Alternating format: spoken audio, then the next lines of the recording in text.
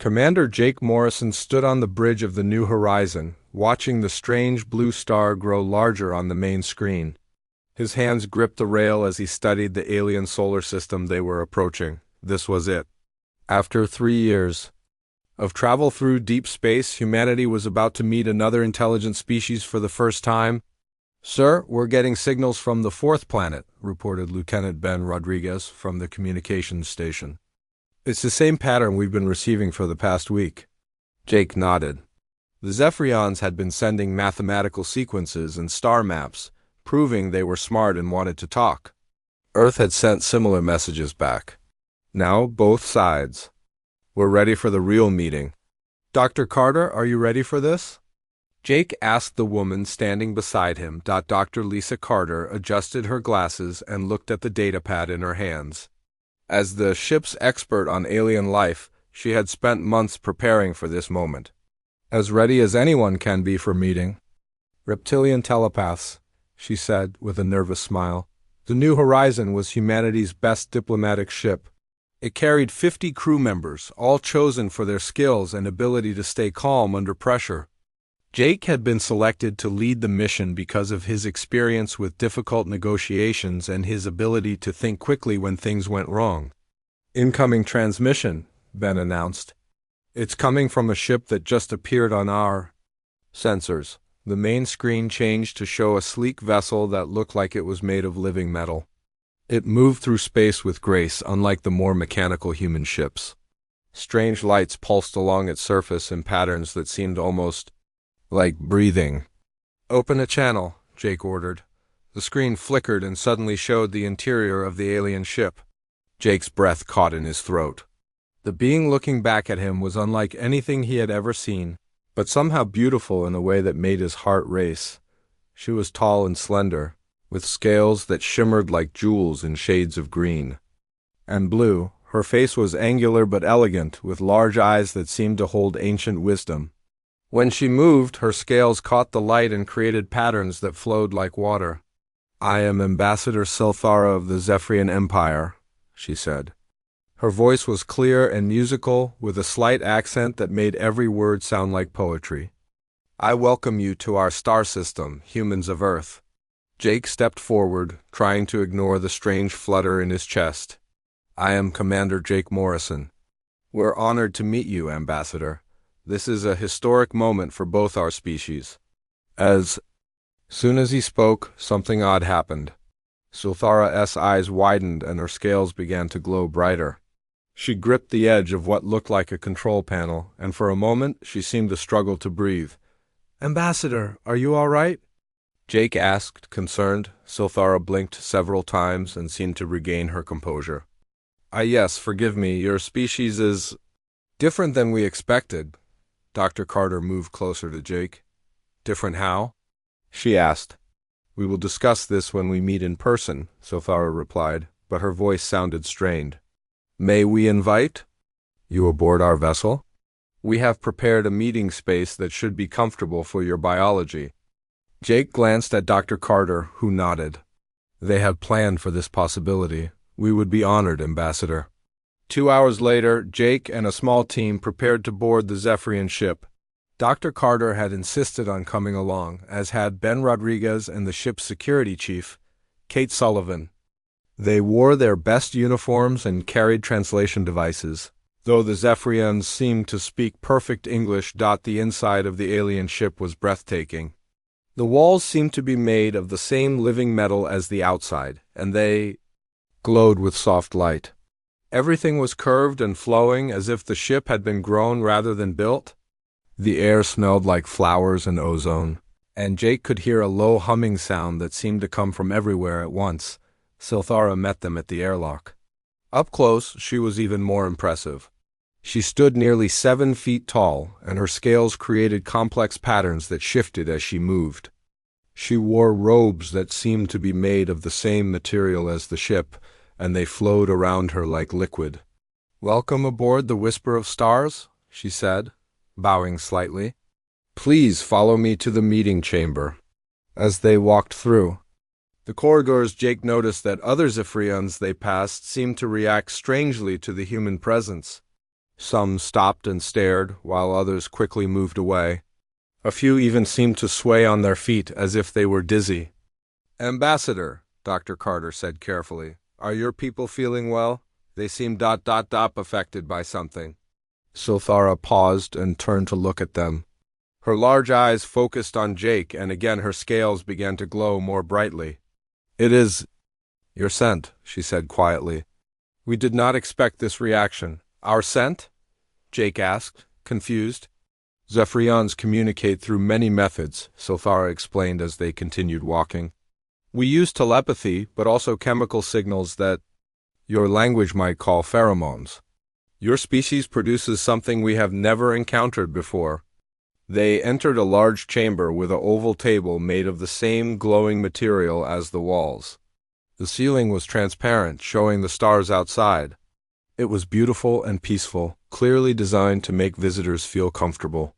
"Please sit," Silthara said, gesturing to chairs that seemed to have been specially made for human bodies. As they sat down, Jake noticed that Silthara chose a seat directly across from him. She seemed to be trying to maintain a professional distance, but her eyes kept drifting to him. Every time she looked at him, her scales would pulse with light. "Ambassador," Dr. Carter said, "can you explain what you mean about our scent? Is it causing problems?" Silthara was quiet for a long moment. When she spoke, her voice was softer than before. "In our species, chemical signals carry emotional information. They tell us about fear, anger, joy, and other feelings. But your scent, it is like nothing we have experienced." "Is it unpleasant?" Jake asked. "No," Silthara said quickly, perhaps too quickly. "It is intoxicating. It makes us feel things we do not normally feel. It enhances our telepathic abilities and awakens emotions that have been dormant for centuries." Jake felt a strange pull toward this alien woman.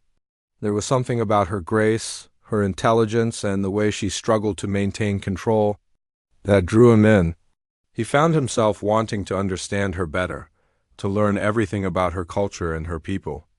"Is this going to be a problem for our negotiations?" Kate Sullivan asked, ever practical. "I do not know," Silthara admitted. "My people are conflicted. Some see you as a gift from the stars. Others fear that you are too dangerous to be allowed to exist freely." "Dangerous how?" Jake asked. Silthara's eyes met his, and for a moment he saw vulnerability there. "Because once we have experienced what you offer, we may never be able to live without it." The words hung in the air between them. Jake felt his heart beating faster, not from fear, but from something else entirely. He was beginning to understand that this mission was going to be far more complicated than anyone had imagined. "We need to discuss this with both our peoples," Jake said.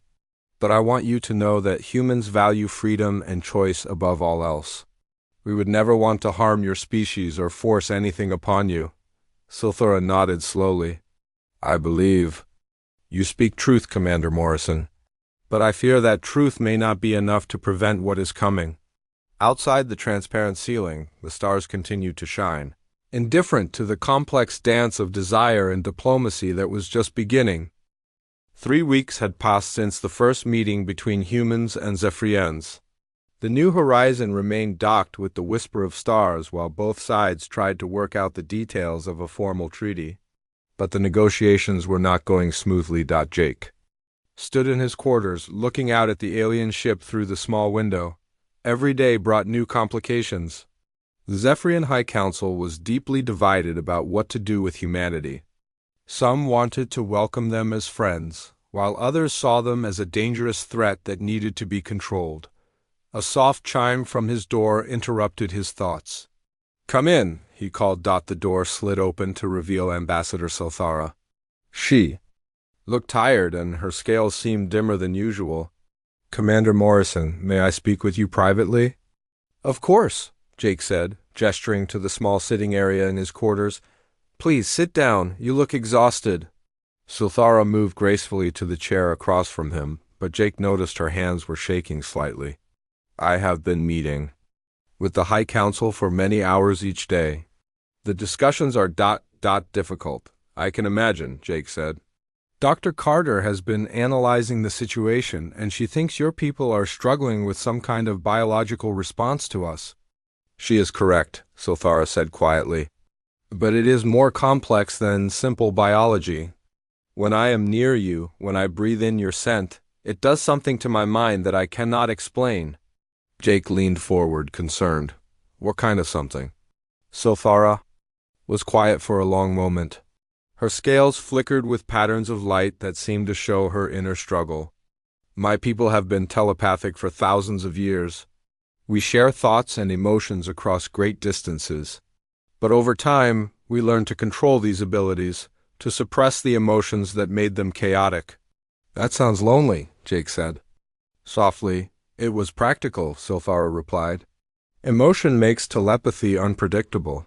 It creates noise in our mental connections, so we learn to feel less, to think more clearly. Jake watched her face as she spoke. Even though she was alien, he could see the sadness in her large eyes. But something changed when you met us. Yes, Silthara said, her voice barely above a whisper.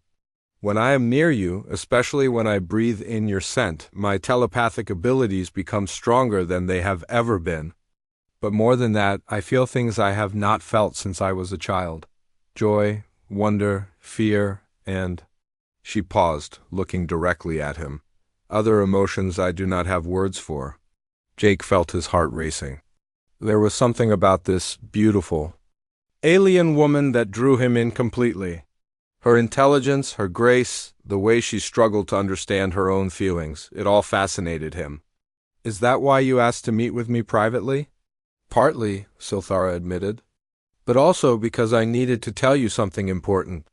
There are members of the High Council who want to capture your people. They believe that if they can study you, they can find a way to create artificial versions of your scent. That sounds dangerous, Jake said.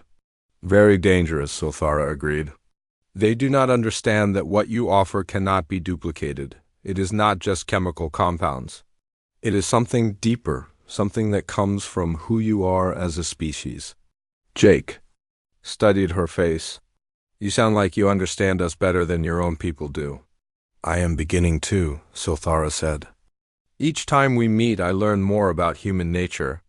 Your emotions are so strong, so pure. You feel joy and sadness and love with an intensity that my people have forgotten how to experience. And you want to feel that way too, Jake said. It was not a question, Silthara nodded slowly. When I am with you, I remember what it felt like to be truly alive. Not just existing, not just thinking, but feeling everything with complete honesty. Jake reached across the small space between them and gently took her hand.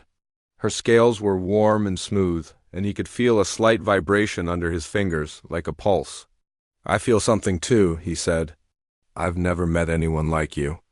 Your strength, your intelligence, the way you care so deeply about your people, it's incredible. Silthara's scales began to glow brighter, creating beautiful patterns of blue and green light. This is what I mean, she said softly. Right now, with your touch, I can feel the emotions of every Zephyrian on both ships. But instead of being overwhelming, it is beautiful. I can sense their hopes, their fears, their dreams. What are they feeling about us? Jake asked. They are confused, Silthara said. Many of them have never experienced such strong emotions before. Some are frightened. Others are excited. A few are angry because they think you are controlling us somehow. We would never want to control anyone, Jake said firmly. That goes against everything humans believe in.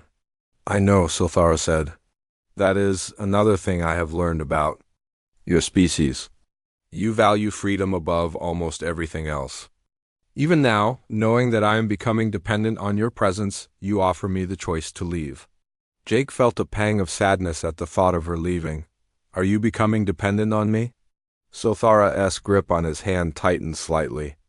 I fear I am. When I am away from you for too long, the colors seem less bright. Food has no taste. Even my telepathic abilities begin to fade. It is as if you have awakened something in me that cannot go back to sleep.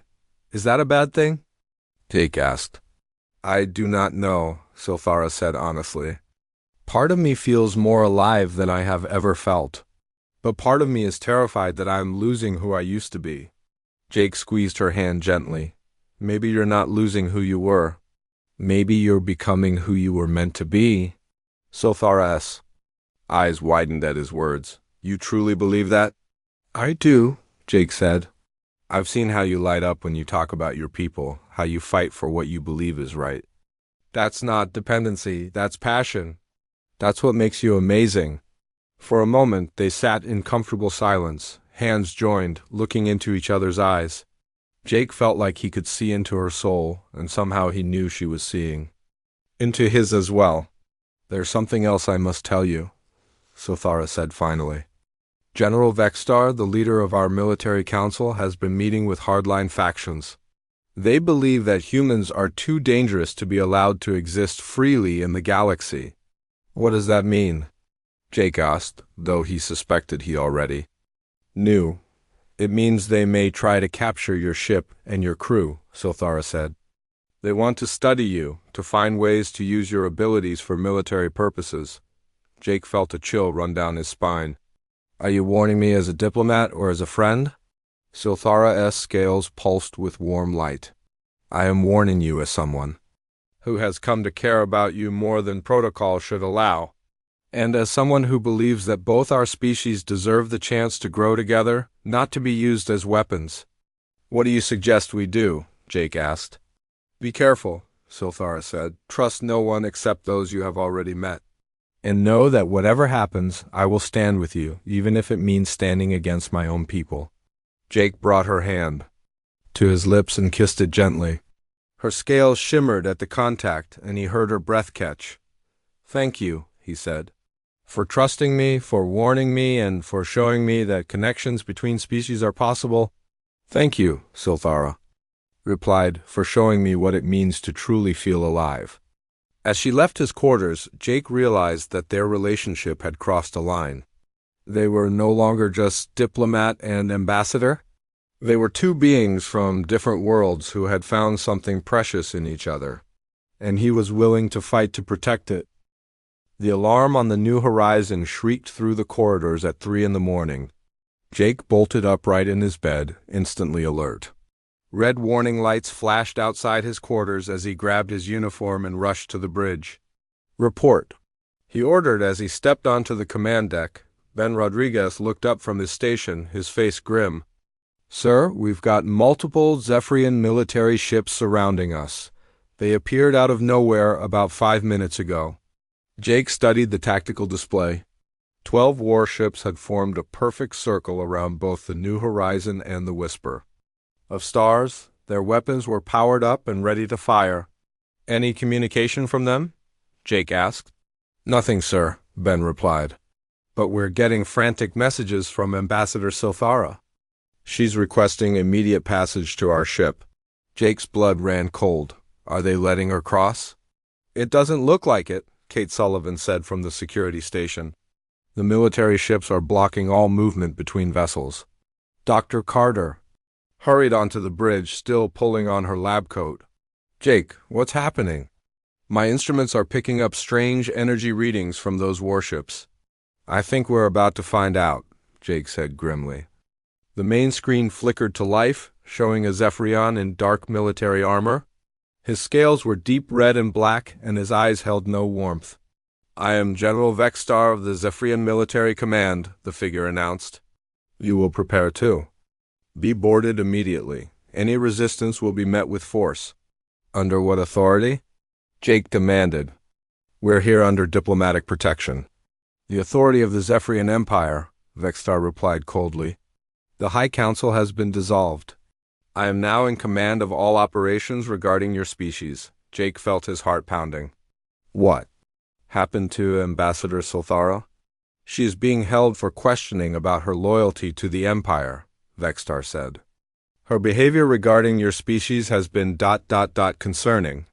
You have no right to hold a diplomat, Jake said, stepping closer to the screen. Release her immediately. Vextar's eyes narrowed.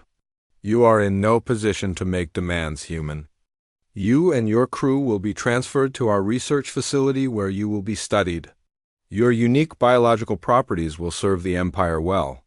Like hell they will, Kate muttered under her breath. Jake raised his hand slightly, signaling his crew to stay calm. General, surely we can discuss this reasonably? Our species have much to offer each other through peaceful cooperation. Peaceful cooperation is a luxury we cannot afford, Vexstar replied. Your scent makes our people weak and dependent, but it also makes them powerful. We will learn to synthesize these effects and use them to strengthen our military. You can't.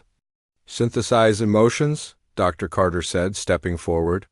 What you're talking about is impossible. We shall see, Vexstar said. You have 10 minutes to prepare for boarding. Any attempt to flee will result in the destruction of both ships. The transmission ended, leaving the bridge in tense silence. Options? Jake asked quietly.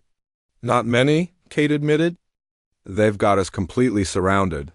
Our weapons are no match for 12 military cruisers. What about the diplomatic ship? Ben asked. The Whisper of Stars has to have some defensive capabilities.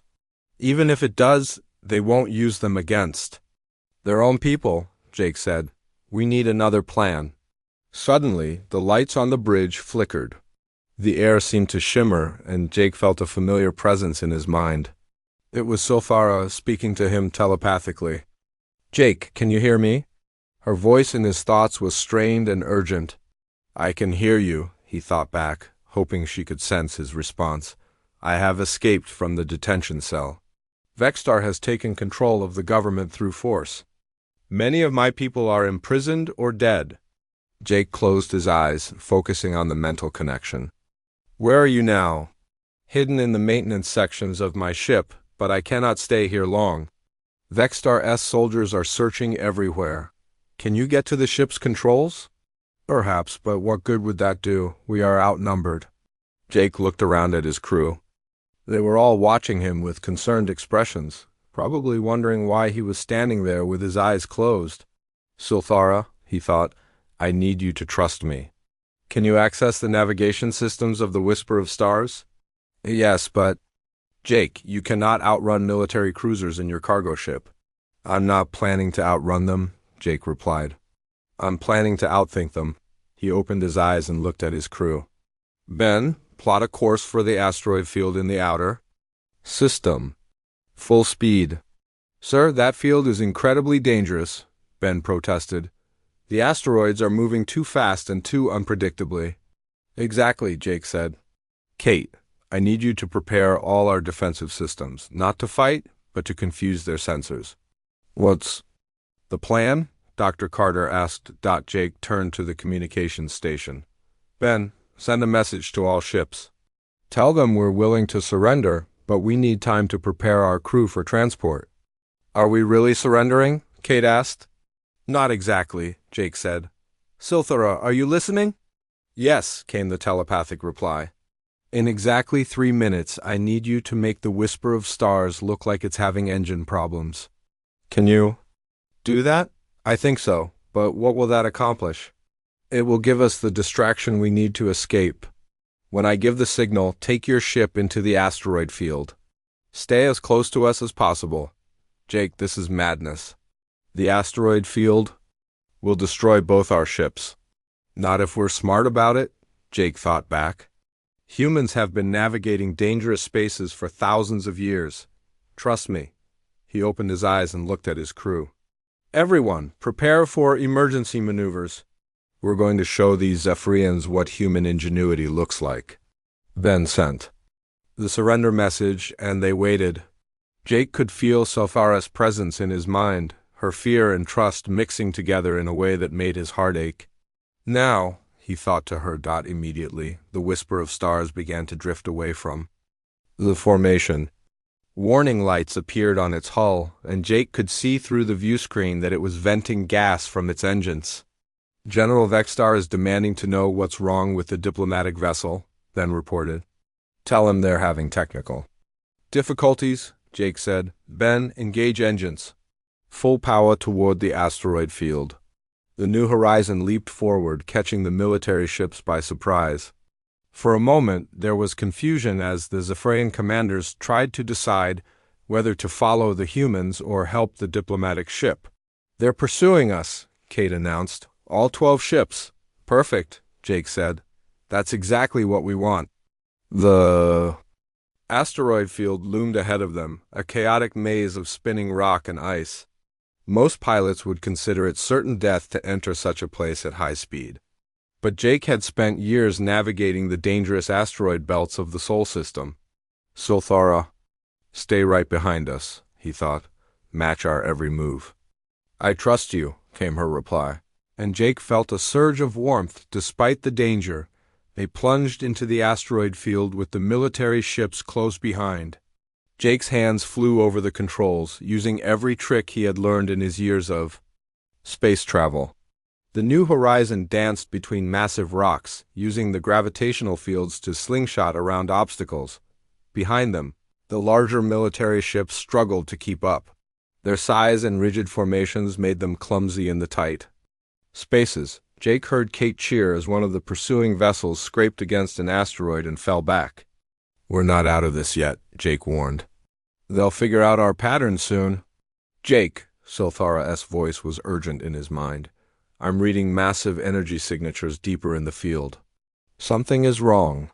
Before Jake could respond, the space around them lit up with weapons fire. The remaining military ships had spread out and were trying to herd them into a trap. "They're trying to box us in," Ben reported. Jake gritted his teeth. "Then we'll have to do something they won't expect." He turned the ship directly toward the largest asteroid in the field, a massive rock the size of a small moon. To everyone else, it looked like he was about to crash them into certain death. "Sir?" Ben asked nervously. "Trust me," Jake said, echoing Sulthara's words. "Sometimes the most dangerous path is the safest one." As they approached the asteroid, Jake fired the ship's mining lasers at a specific point on the surface. The rock cracked and began to split apart, creating a narrow passage that led to the hollow interior. "My God," Dr. Carter whispered. "It's not solid, it's a shell." Jake piloted the ship through the opening with inches to spare. The whisper of stars followed, its alien hull scraping against the rock walls. Behind them, the military ships were forced to stop or risk being crushed by the collapsing asteroid. Inside the hollow space, Jake finally allowed himself to breathe. They were safe, for now. But he knew this was only the beginning of their troubles. "Sulthara," he thought, "are you hurt?" "No, but Jake, what you just did was impossible. No Zephyrian pilot would have attempted such a maneuver. That's because Zephyrians are smart," Jake replied. "Humans are crazy." Even in his mind, he could feel her laugh. Perhaps that is exactly what the galaxy needs. Inside the hollow asteroid, both ships floated in an eerie silence. The New Horizon and the Whisper of Stars hung side by side in the dark space, their hull lights creating strange shadows on the rocky walls. Jake stood at the airlock, waiting for Sulthara to cross over from her ship. When she stepped through the door, Jake's breath caught. Her usually perfect scales were scratched and dim, and there was a small cut on her face. But her eyes burned with determination that made her more beautiful than ever. "Are you hurt?" Jake asked, reaching out to touch the wound on her cheek. "It is nothing," Sulthara said, but she leaned into his touch. "I am more concerned about my people. Vextar has declared martial law across the entire empire. Anyone who speaks against him is being arrested." Dr. Carter approached with a medical scanner. "May I?" she asked, gesturing to Sulthara's injuries. "Thank you," Sulthara said, standing still as the doctor worked. "Your medical knowledge might be useful for what we are about to attempt." "What do you mean?" Jake asked.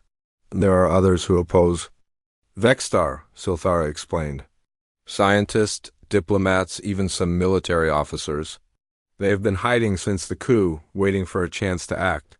Kate Sullivan joined them, her expression serious.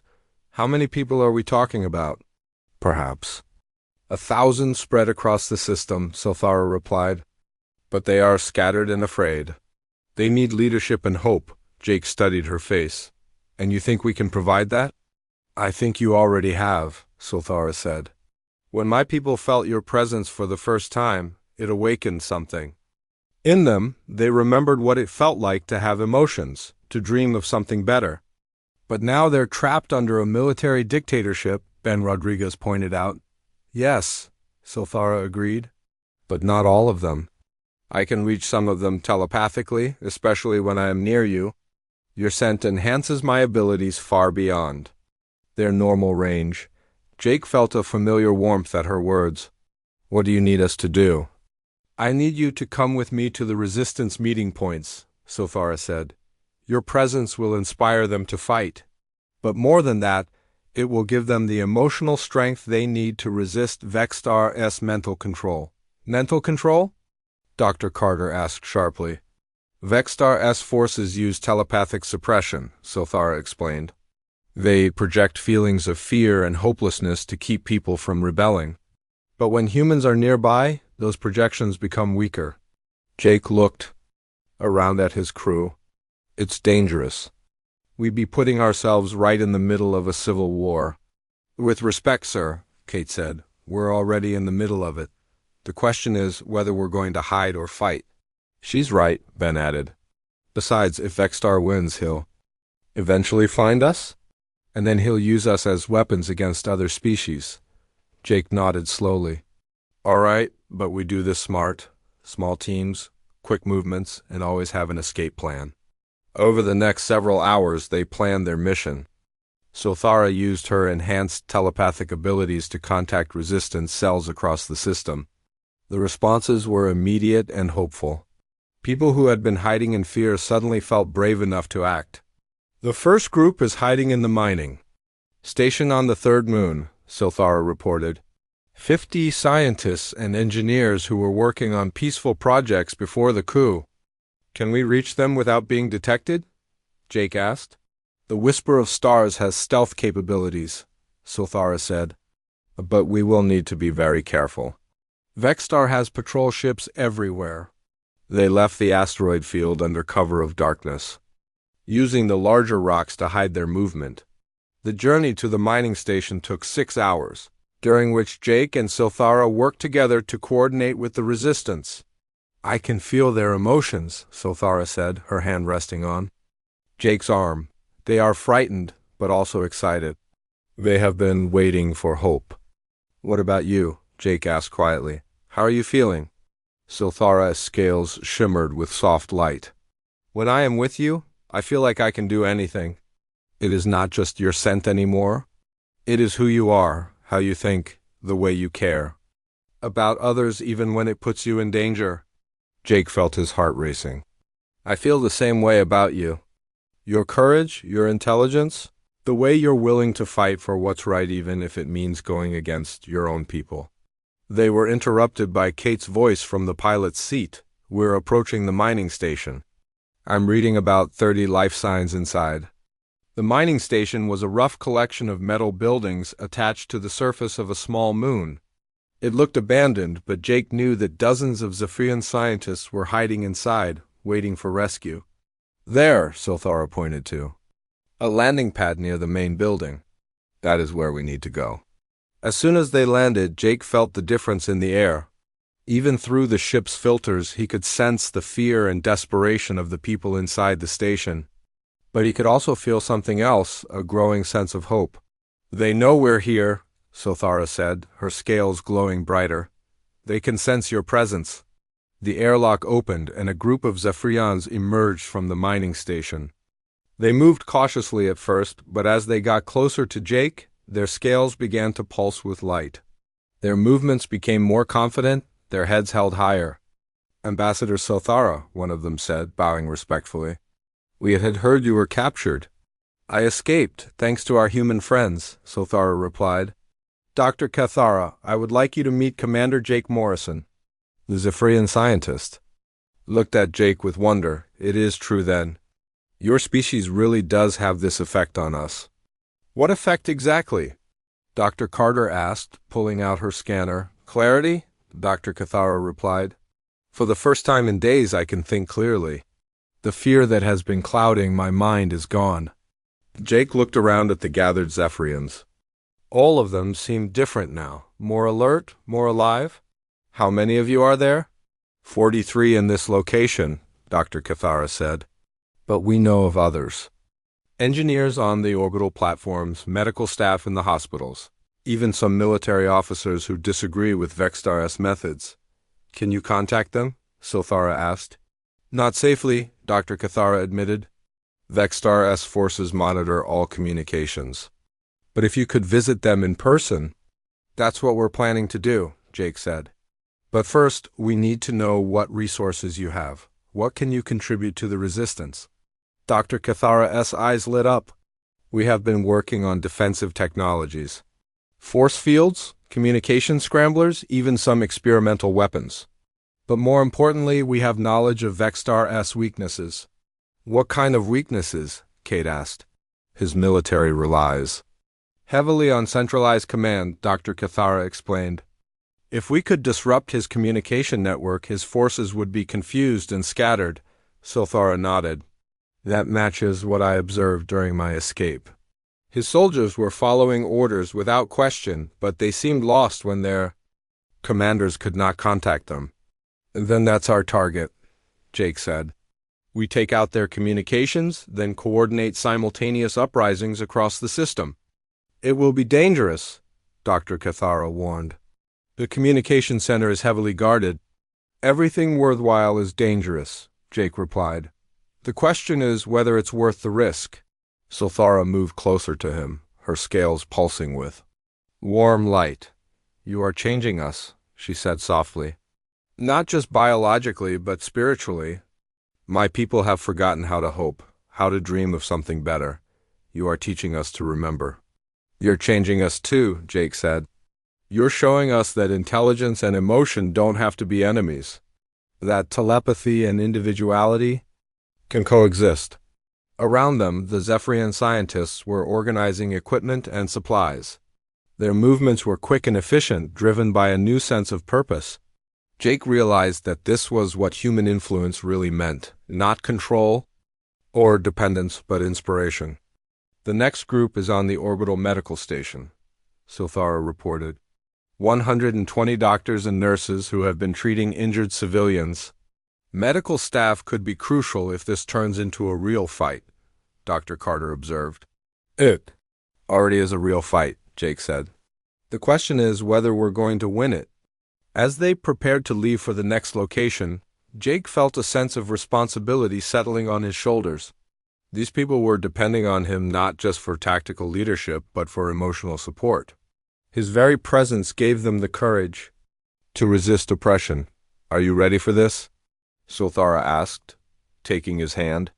With you beside me, I'm ready for anything, Jake replied. Her scales shimmered with joy at his words. Then let us go save my people. As they lifted off from the mining station, Jake looked back at the Zephyrians they were leaving behind. They stood tall and proud, no longer cowering in fear. Whatever happened next, they had already won something important. They had remembered what it felt like to be free. The communications center on the Zephyrian homeworld looked like a giant crystal tower reaching into the clouds.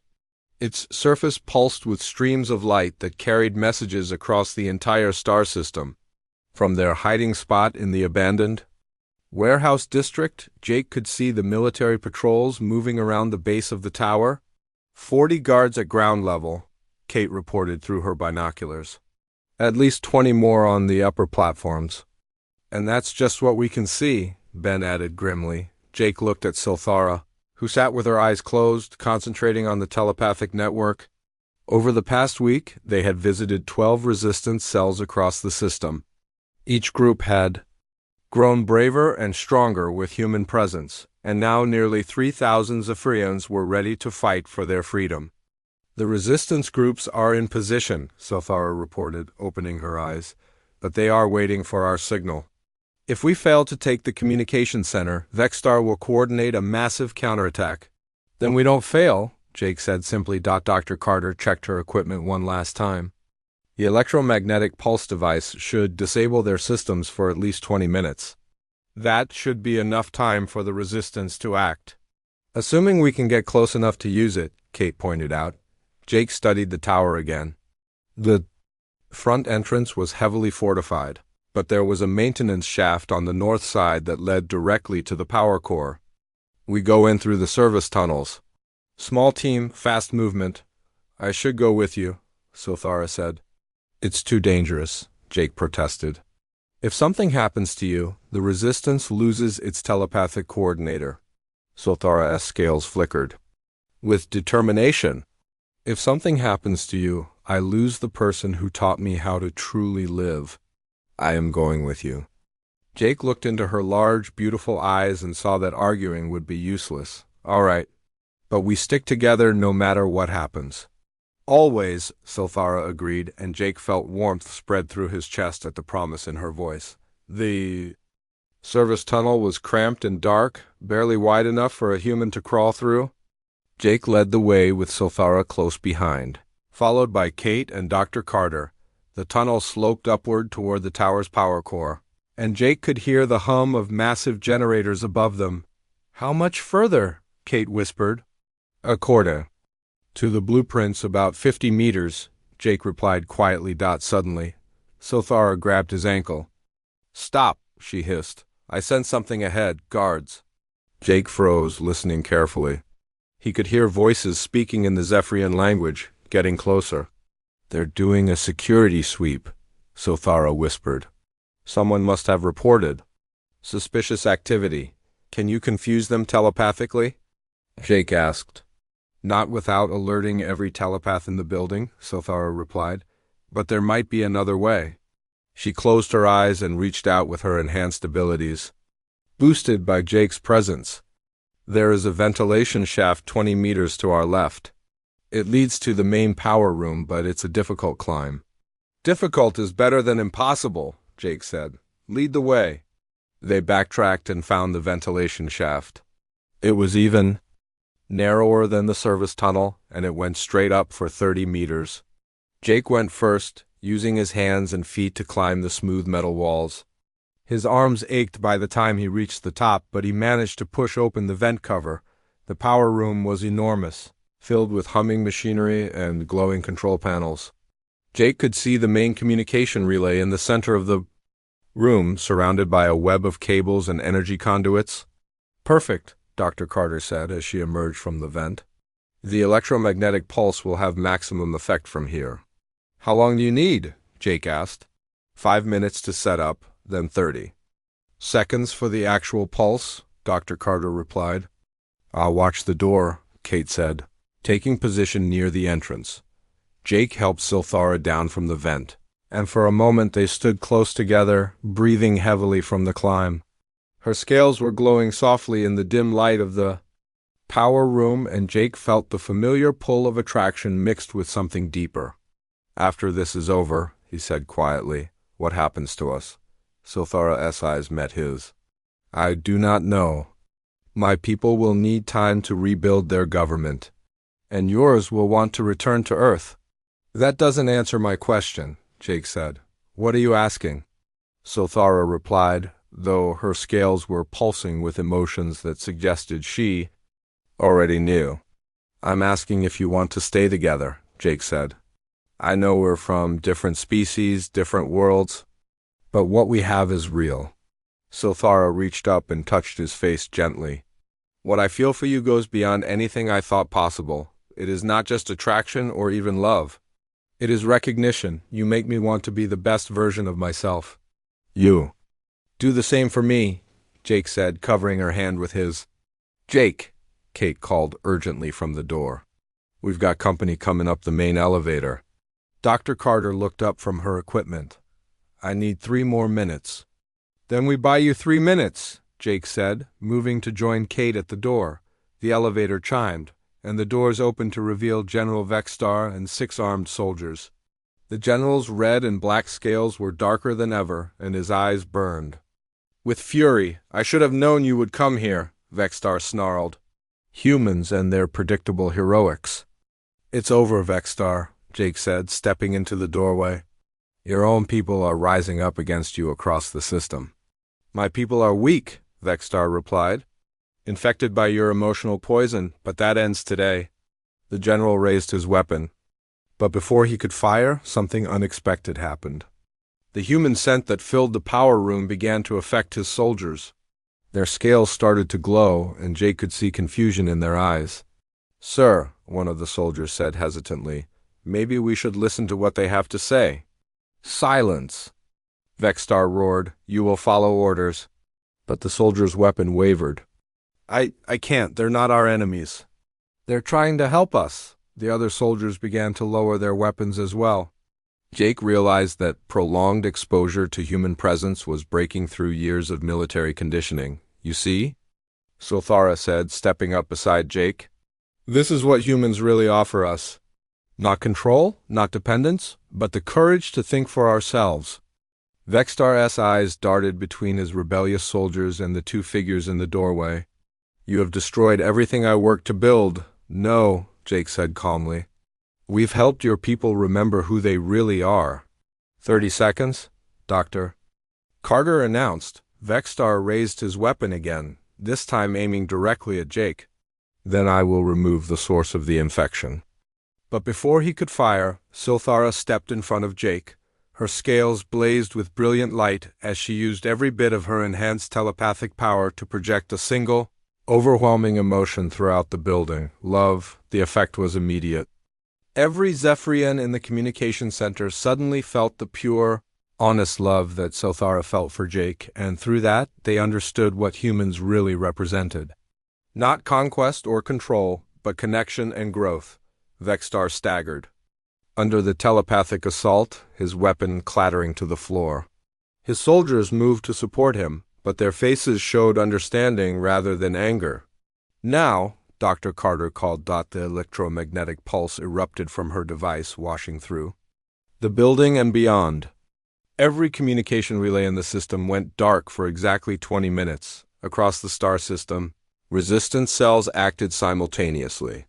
Without central coordination, Vexstar's forces were quickly overwhelmed by their own people. The revolution was swift and decisive. 6 months later, Jake stood on the observation deck of the New Horizon, watching the Zephyrian homeworld turn slowly below them. The planet looked different now, brighter somehow, with more lights and activity than before. "The new government is working well," Sulthara said as she joined him at the window. "My people are learning to balance emotion and logic, telepathy, and individuality." "And what about us?" Jake asked, taking her hand. "The council has approved my request," Sulthara said, her scales shimmering with joy.